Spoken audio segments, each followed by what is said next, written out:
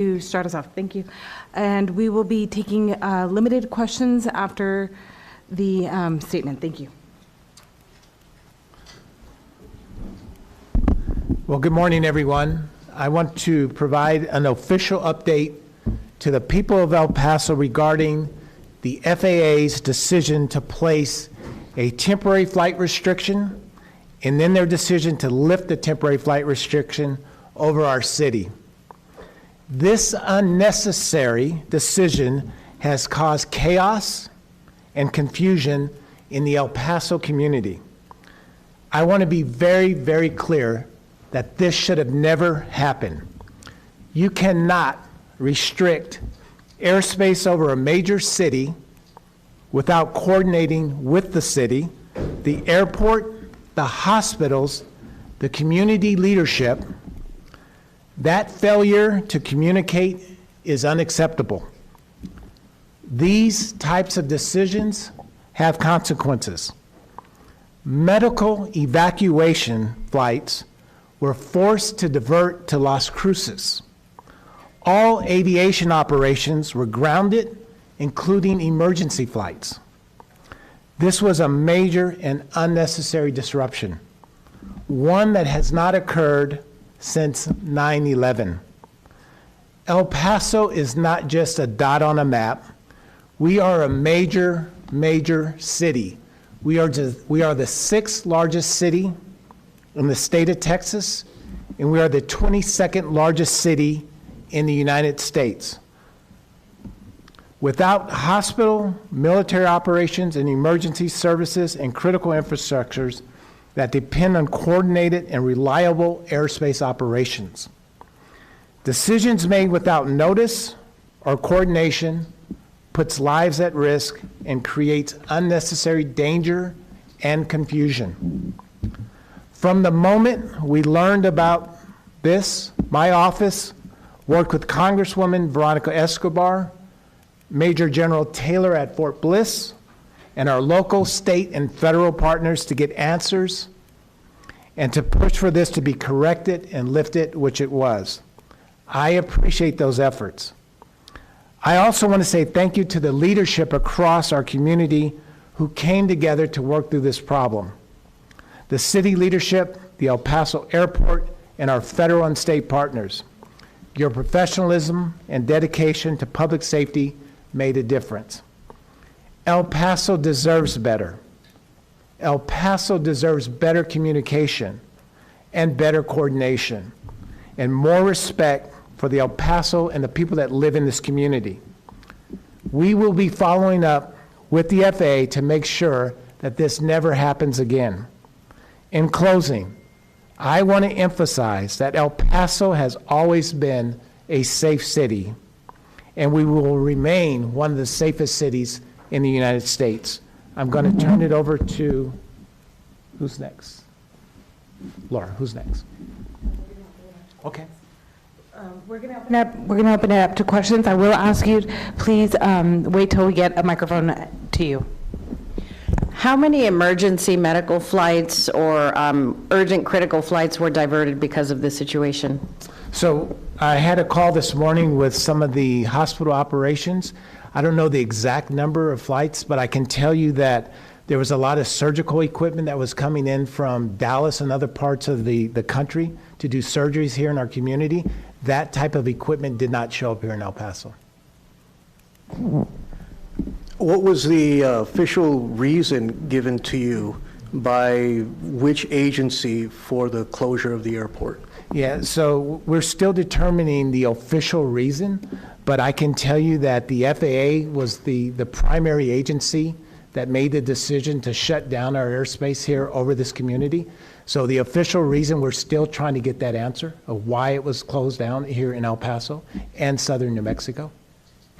And you say there was no communication with the city. What does that communication look like when what the federal government says was a security threat? What would that communication look like? Yeah, I think at the very least that communication looks like calling the city, calling our chief of police, calling the public safety officers that we have in our community to alert them that we're going to be shutting down your airspace in your community. None of that took place. So we woke up, just like many of you, at midnight last night, 1 in the morning, to the texts and the calls that we received that our airspace was shut down. So better communication from our federal government to your city, especially your leadership, that you're going to shut down your airspace. That coordination, that communication just did not happen. Telemundo.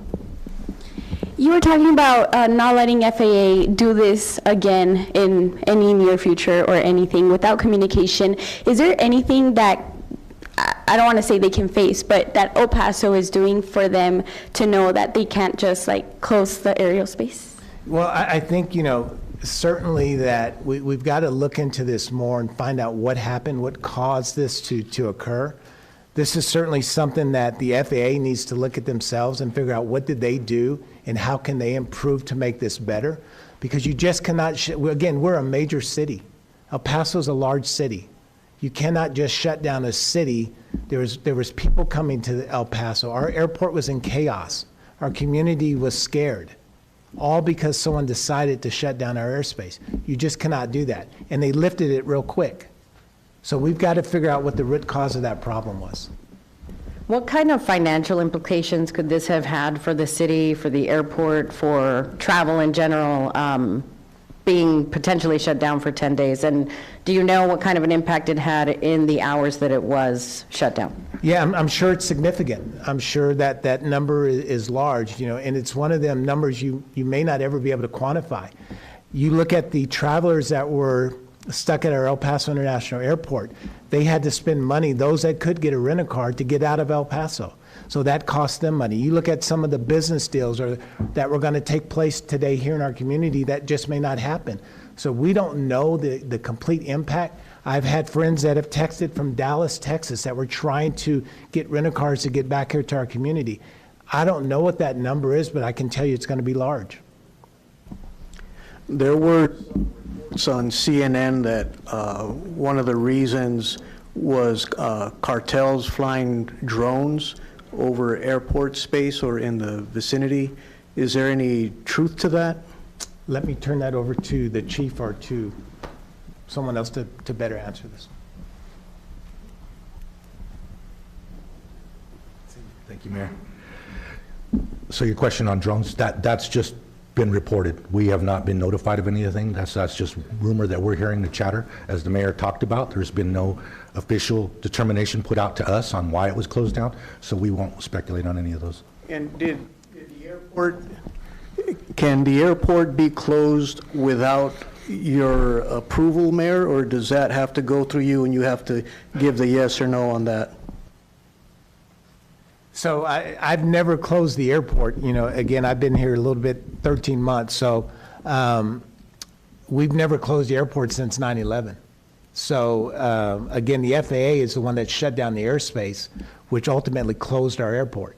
So our airport is open 24 hours a day, 7 days a week, 365 days a year. So the answer to that is probably no. I would never close down the airport unless there is a national security threat against this community. So no, we wouldn't close the airport for something like it. And I will touch on your drone question. There's probably been drones ever since they've been started flying in this community. So that's not nothing new. So a drone shutting down our airspace, we've got to get better than this. So you were unaware that the airport was going to be closed? So was I unaware that, so just like many of us in this room, we've got the same alert from the FAA that they were shutting down our airspace. Yeah, so to say that I was aware of this, if I was aware of this, first thing I would have done is had a press conference with this community to say, we're shutting down the airspace. So we did not know that it was going to be shut down. Univision. Hi, Mayor. Stephanie Chavez with Univision. I know you mentioned El Paso is not only a dot. We have the border. We also have Fort Bliss. What is the next step as leaders to get the information of what happened and to get better communication? Because, like you said, it affects the citizens, but we also have the border and the Fort Bliss, which a lot of people might think we could be a target since we have the base. What message do you have for the community? Yeah, so we're going to continue to reach out to our state and federal partners. We'll continue to reach out to the Congresswoman's office to to make sure that we have information on what happened. I want to thank our Fort Bliss partners too. I was on the phone not only with our Congresswoman, but with Major General Taylor this morning, and we will make sure that we continue to communicate. And that's what the leadership did in this community. We came together to figure out what was going on. Like many of you in this room, we learned about it the same way. It was something where they shut down our airspace. So we did not know that until we were playing defense at that point. So once we figured out what was going on, the leadership came together to communicate, and we'll continue to do that. 2 more questions? Do you think there will be a true answer as to why this happened? I hope so. I'll repeat the question. Do you think that there will be a true, honest answer about why the government chose to shut down the airport? I sure hope so, and I can tell you El Paso deserves better. We deserve to know why our airport was shut down. It's unacceptable. So I hope we get that answer. Last question, KBA? And do you feel that El Paso has just been overlooked by the federal government? Do you think it's because that we are a border community that you weren't notified, that they just shut down the airspace? Yeah, I don't know that for fact, but I can tell you that, you know, whatever information they had that shut down our airspace is something that should have been shared with this leadership. That is the piece of information we don't have. And once we get that, we can let the citizens know why they shut it down. So just like many of you, there's a lot of unanswered questions that we just don't have. I also want to thank the media that's in this room. A lot of you were at the airport. A lot of you were working hours this morning and working with the guests that were stuck in our community. And thank you for what you did there. It appeared that everyone was helping each other. So that's what this community does. We come together to help each other. Thank you all. All right, thank you guys.